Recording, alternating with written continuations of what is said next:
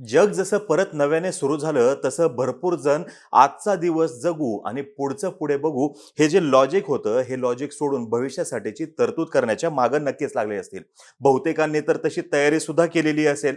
जर का तुमचं नुकतंच शिक्षण पूर्ण झालं असेल आणि तुम्ही नोकरीला जर का लागला असाल तर सुरुवातीचा काळ म्हणजे वयाच्या 25शीच्या आसपासचा जो काळ आहे तो आपल्या राहिलेल्या गोष्टी पूर्ण करण्यामध्ये जातो बघा. म्हणजे कुणाला आयफोन घ्यायचा असेल किंवा कुणाला ट्रॅव्हलिंग करायचं असेल, अगदी लेह लडाखपर्यंत जाऊन यायचं असेल, तर ह्या गोष्टी पूर्ण करण्यामध्येच हा 25शीच्या आसपासचा काळ जातो.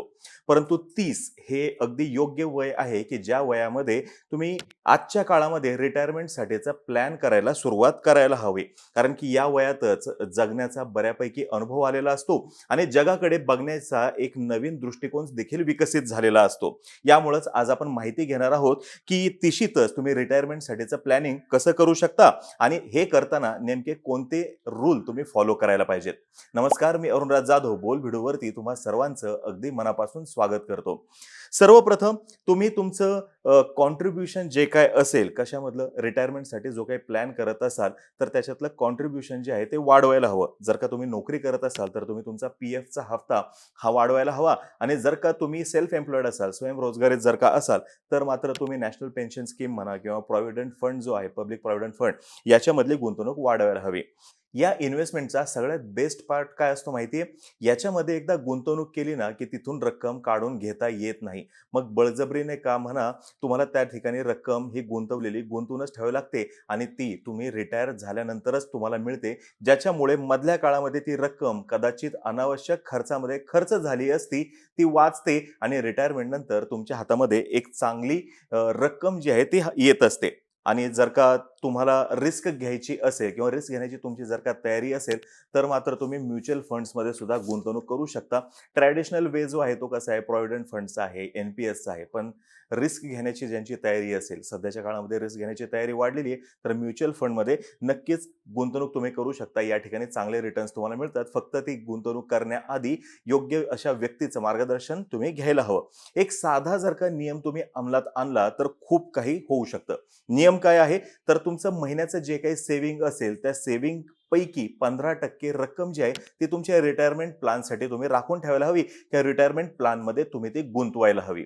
नंतर क्रमांक 2 ला जे आहे ते म्हणजे घर असावं, तुमचं स्वतःचं घर असावं किंवा नसावं. सध्या एक ट्रेंड आहे बघा, तो कसा आहे, की सेव्ह लेस आणि स्पेंड मोर. आता हा खर्च कशावरती होतो मॅक्सिमम वेळा? तर ट्रॅव्हलिंगवरती होतो आणि खूप साऱ्या जणांना जगभर फिरून अनुभव सुद्धा गोळा करायचे असतात. परंतु याच्यामुळे होतं काय, रिटायरमेंटला येता येता हातामध्ये पुरेशी रक्कम सुद्धा नसते. जी एक रकमी अशी मोठी रक्कम यायला हवी अशी रक्कम ही राहत नाही आणि मधल्या काळामध्ये ट्रॅव्हलिंग करत राहिल्यामुळे किंवा जग फिरण्याचा अनुभव घेत राहिल्यामुळं ॲसेट सुद्धा निर्माण झालेली नसते. त्याच्यामुळे होतं काय, जर का तुम्हाला वाटलं की बाबा 50शीच्या आसपासच रिटायर व्हायला पाहिजे, तर तसा निर्णय घेणं हे खूप अवघड जातं. त्याच्यामुळे किमान एक घर तरी घेऊन ठेवा. जर का अजिबातच घर नसेल तर एक घर ठेवून ठेवायला काही हरकत नाहीये. आता इथं 2 मतप्रवाह आहेत बघा. एक मतप्रवाह असाही आहे, की घर विकत घ्यावा असा आणि दुसरा जो आहे तो घर भाड्याने घ्यावा असा. तसं बघायला गेलं तर घर भाड्याने घेणंच हे जास्त फायदेशीर आहे असं गुंतवणूकदार आणि आर्थिक सल्लागार जे आहे ते सांगतात. कारण की घर भाड्याने घेतल्यामुळे होतं कसं, जी वाचलेली रक्कम आहे ती तुम्ही अजून कुठेतरी दुसऱ्या ठिकाणी गुंतवून ठेवू शकता, की ज्याच्यामुळे तुम्हाला चांगले रिटर्न्स जे आहेत ते मिळवता येतील आणि ॲसेट क्रिएशन सुद्धा करता येऊ शकतं. नंतर क्रमांक 3 जे आहे, तुमचे पैसे जे आहेत ते सेव्हिंग अकाउंटमध्ये ठेवू नका. फायनान्शियल प्लॅनर आणि गुंतवणूकदार यांच्या मतानुसार सेव्हिंग अकाउंटवरती पैसे साठवून ठेवणं हा एक प्रकारे त्या पैशांचा अपव्यय आहे.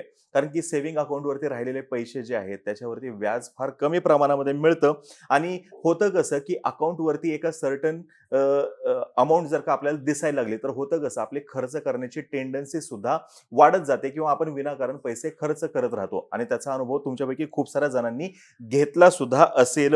आता हे जे पैसे गुंतवले असते तर त्याच्यातून चांगले रिटर्न्स मिळाले असते. त्याच्याऐवजी आपण केलं काय, तर हे पैसे अकाउंटवरती ठेवले आणि चांगली अमाउंट दिसते आहेत आपल्याजवळ भरपूर पैसे म्हणून विनाकारण खर्च सुद्धा झालेला आहे आणि तसे अनुभव नक्कीच असतील.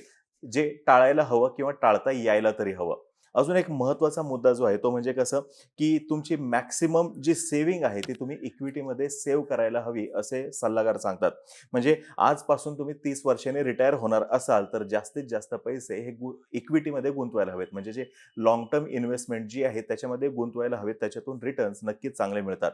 आता अजून एक महत्त्वाचा मुद्दा जो आहे यातला, तो म्हणजे इन्व्हेस्टमेंट कशी करावी, कुठे करावी, त्याचे रिटर्न्स कसे मिळतील, त्या रिटर्न्सवरती नेमका किती टॅक्स लागू शकतो, हे सर्व तुमच्या कामापुरतं तरी तुम्ही शिकून घ्यायला हवं. जर का तुम्हाला यातलं काही कळत नसेल, तर ज्याला कळतं त्याच्या मागे लागून या प्रश्नांची उत्तरं जी आहेत ती तुम्ही घ्यायला हवेत. आणि आज प्रत्येकाजवळ स्मार्टफोन आहे, इंटरनेट आपल्याजवळ उपलब्ध आहे. तर ह्या सर्व गोष्टींची माहिती तुम्ही करून घ्यायला हवी.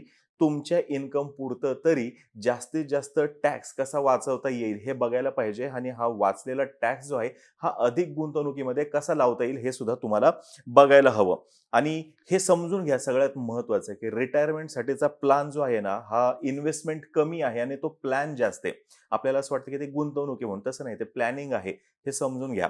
नंतर अजून एक महत्त्वाचा मुद्दा जो आहे तो म्हणजे, जर का तुम्ही कॉलेज करत असताना त्यावेळेसच्या घरच्या आर्थिक अडचणी आहेत म्हणून, किंवा स्वतःचं शिक्षण स्वतःच मॅनेज करायचं आहे म्हणून जर का एज्युकेशन लोन घेतलेलं असेल आणि त्याचे हप्ते जर का तुम्ही आत्ता फेडत असाल, तर लवकरात लवकर ते एज्युकेशन लोन जे आहे ते क्लिअर करून टाका. म्हणजे होईल कसं, एज्युकेशन लोन फेडण्यासाठी तुमच्याजवळ पैसे होते, म्हणजे हप्ते तुम्ही भरत होतात. मग हेच जे पैसे आहेत, तुमचं एज्युकेशन लोन क्लिअर झाल्यानंतर तर तुम्ही इतर ठिकाणी गुंतवणुकीमध्ये लावू शकता, जेणेकरून तुम्हाला चांगले रिटर्न्स जे आहेत रिटायरमेंटच्या वेळेस मिळू शकतील. अजून एक महत्त्वाचा मुद्दा जो आहे तो म्हणजे, योग्य असा लाईफ आणि मेडिकल कव्हर जो आहे तो असायला पाहिजे. आपलं कुटुंब आपल्यावरती अवलंबून आहे आणि आपल्या इथं तशी पद्धत पण आहे, किंवा एक ती परंपरा पडलेली आहे बघा. प्रत्येकावरती कुणी ना कुणी अवलंबून आहे. संपूर्ण कुटुंब नसलं तरी एकतरी व्यक्ती आपल्यावरती अवलंबून असतेच असते. आणि उद्याचा भरवसा नाहीये. त्याच्यामुळे चांगला एक टर्म प्लॅन जो आहे तो घेऊन ठेवायला पाहिजे. यासोबतच एक चांगला हेल्थ इन्शुरन्स प्लॅन सुद्धा घेऊन ठेवायला हवा. आणि फायनान्शियल इमर्जन्सीमध्ये याची तुम्हाला नक्कीच मदत होऊ शकते. त्याच्यामुळे तुमचं आर्थिक स्वास्थ्य जे जास्त खराब होणार नाही आणि तुम्ही सुस्थितीत राहायला त्याची मदत होईल. अजून एक महत्त्वाची गोष्ट म्हणजे इमर्जन्सी फंड संदर्भातली. तुमचे किमान 6 पगारा इतकी रक्कम जी आहे ती तुमच्या जवळ शिल्लक म्हणून कायम असायला हवी.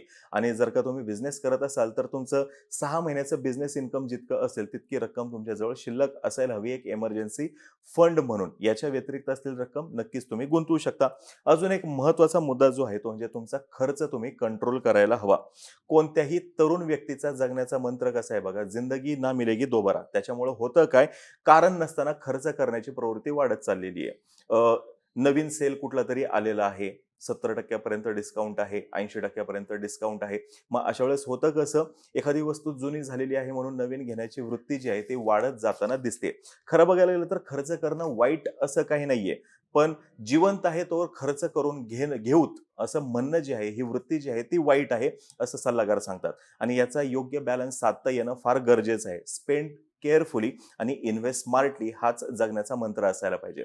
आणि सगळ्यात शेवटचा मुद्दा तो म्हणजे, इन्व्हेस्टमेंट करण्याचा जर का विचार करत असाल, तर तो नंतर बघू म्हणून सोडून देऊ नका. आजच्या दिवशी एवढे पैसे कोण घालणार, किंवा एवढे पैसे बाजूला काढून ठेवणं शक्य आहे का, आपले तितके पगार आहे का, तर असं कृपया करू नका. तुमचे स्किल्स काहीतरी वाढवा, जास्त पगाराची नोकरी शोधण्याचा प्रयत्न करा, अनुभव जास्तीत जास्त घेण्याचा प्रयत्न करा. परंतु हे जे प्लान्स तुम्ही डोक्यामध्ये घेतलेले असतील ते पोस्टपोन करू नका, नंतर बघू म्हणून टाळू नका. आज जर का डोक्यात आलं असेल, तर आज जरी शक्य नसेल तरी उद्यापासून नक्कीच त्याच्यावरती तुम्ही लगेच काय करायला पाहिजे, कार्यवाही करायला पाहिजे, जेणेकरून भविष्य काळामध्ये तुम्हाला त्रास होणार नाही. आपण कोणताही पोस्टपोन केलेला इन्व्हेस्टमेंटचा प्लॅन जो आहे तो भविष्यामध्ये आपलं फार मोठं नुकसान करत असतो, ते देखील नकळतपणे हेही समजून घ्या. आता हे सगळे जर का रूल्स तुम्ही फॉलो केले, तर किंवा अजूनही काही रूल्स नक्कीच असतील, तर तुम्हाला नक्कीच, तुम्ही रिटायर ज्यावेळेस व्हाल किंवा त्यासाठीचं प्लॅनिंग करत असाल, तर त्यावेळेस तुमच्याजवळ एक चांगली अमाउंट नक्कीच असू शकते. आता तुम्हाला आपली आजची जर का माहिती आवडली असेल, तर खाली कमेंट बॉक्समध्ये नक्की सांगा. आणि या व्यतिरिक्त कुणाजवळ जर का अजून एखादा मार्ग असेल, की जो ह्याच्यामध्ये असायला हवा होता, जो रूल फॉलो करायला हवा होता, तोही नक्की सांगण्याचा प्रयत्न करा, जेणेकरून आपल्या इतर दर्शकांना सुद्धा त्याचा फायदा होऊ शकेल. तोपर्यंत बोल भिडू या आपल्या युट्यूब चॅनलचे सर्व व्हिडिओज लाईक करा. आम्हा सर्वांचे व्हिडिओ जास्तीत जास्त लोकांपर्यंत पोहोचवा. आणि चॅनलला सबस्क्राईब करा तेवढं विसरू नका. धन्यवाद.